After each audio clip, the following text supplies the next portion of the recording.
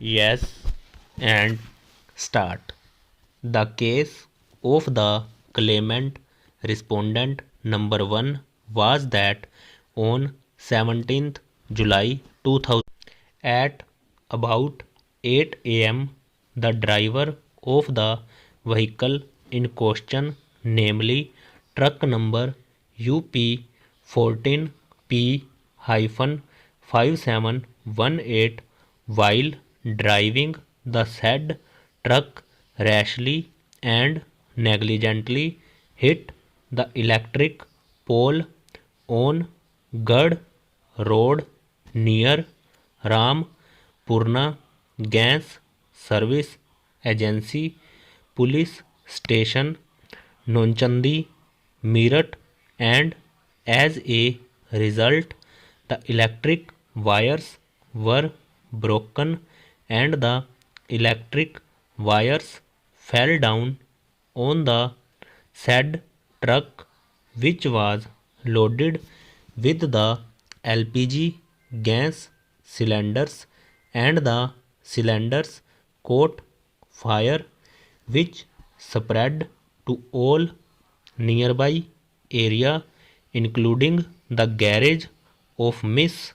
Mohan Car Care Center, thereby causing huge damage to the property of the claimant respondent number 1 bracket start, namely the building belonging to the claimant respondent number 1, in which the garage of Miss Mohan Car Care Center was situated bracket close stop.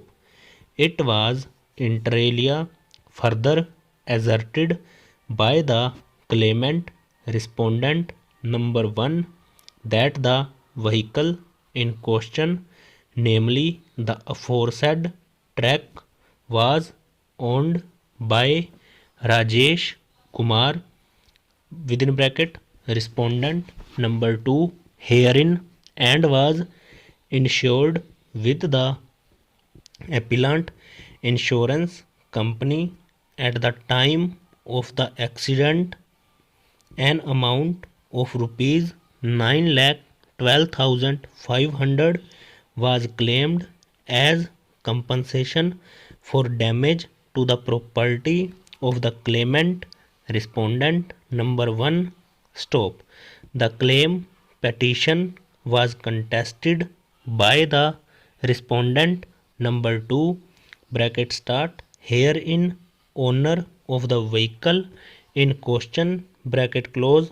as well as by the appellant insurance company by filing written statements stop para. The respondent number 2 in his written statement pleaded that he was the registered owner of the vehicle in question stop. However, the respondent number 2 denied the accident as alleged by the claimant respondent number 1, and in the alternative